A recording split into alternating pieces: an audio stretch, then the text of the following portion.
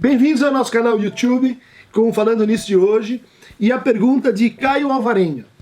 Professor, sou novo no canal e na psicanálise. Estou acompanhando e gostando muito do canal e gostaria de pedir que o senhor fizesse um vídeo explicando o conceito de grande outro em Lacan.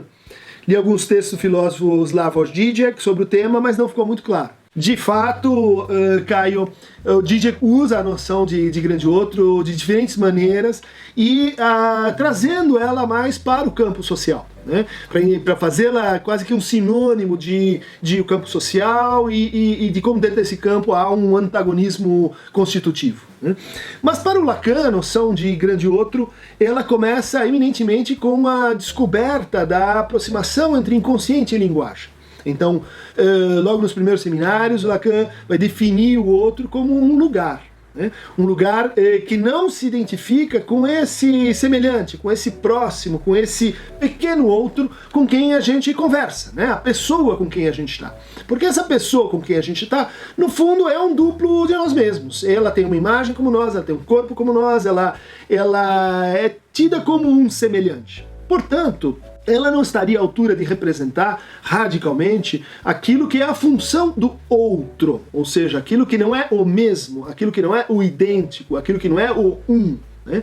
O outro é um princípio de alteridade radical.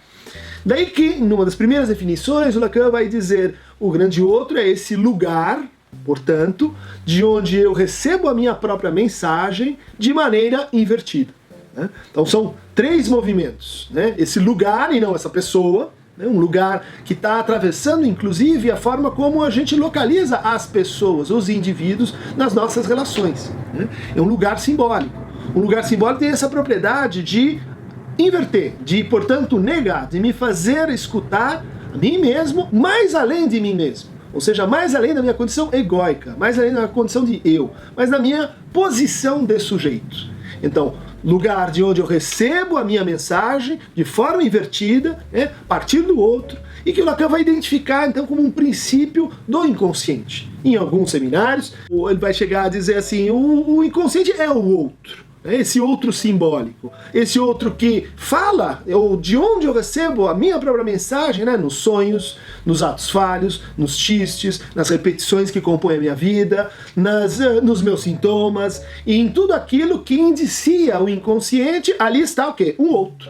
Por quê? Porque eu sei, por um lado, que aquilo foi produção minha, fui eu que sonhei, fui eu que disse, mas eu não consigo reconhecer diretamente.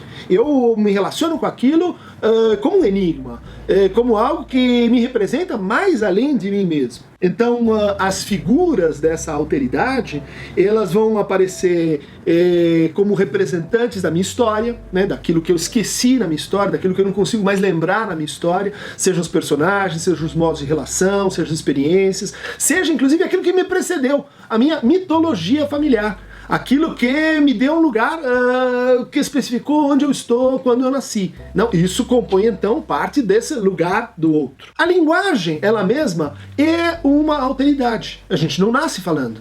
Quando a gente nasce, a gente é exposto a essa alteridade, e essa alteridade, então, nos determina, nos sobredetermina, ela nos convoca a falar uma língua e não outra, isso, portanto, faz parte do campo do outro. A morte, num outro sentido, esse universal humano, isso que vai nos submeter como uma espécie de lei, né? Para o Lacan faz a função do outro, está no lugar do outro, né? Isso que é indiscernível, irredutível. A gente pode ter uma imagem da morte, mas é a morte dos outros, a morte da sua é uma espécie impensável, porque é uma alteridade que você não reduz a sua própria identidade. Finalmente, uma grande figura do grande outro, que vai aparecer mais ao final da obra do Lacan, é o próprio sexo. É a diferença sexual, é o outro sexo. Aquele que eu posso imaginar que é como eu, mas na verdade não é. Ele é irredutível, ele faz a função de inconsciente para mim. Então, na clínica psicanalítica, a gente se serve desse lugar para fazer nossas interpretações, nossas intervenções, que no fundo tem a estrutura assim de Sancho Panza com o Dom Quixote, né? A gente não diz outra coisa a não ser escute bem o que você está dizendo, escute o que você disse, preste atenção neste ponto, retenha o quanto há de alteridade nisso que você acabou de me dizer. A psicanálise, ela não cria sentidos, histórias que veriam assim de outro mundo. É da própria vida da pessoa, só que da pessoa, não do sujeito. Então, a partir desse lugar do outro, a gente vai convidando que aquele ser falante vá se tornando mais e mais sujeito para aquilo que ele produz desde o seu inconsciente e que sempre lhe aparece como outro, grande outro.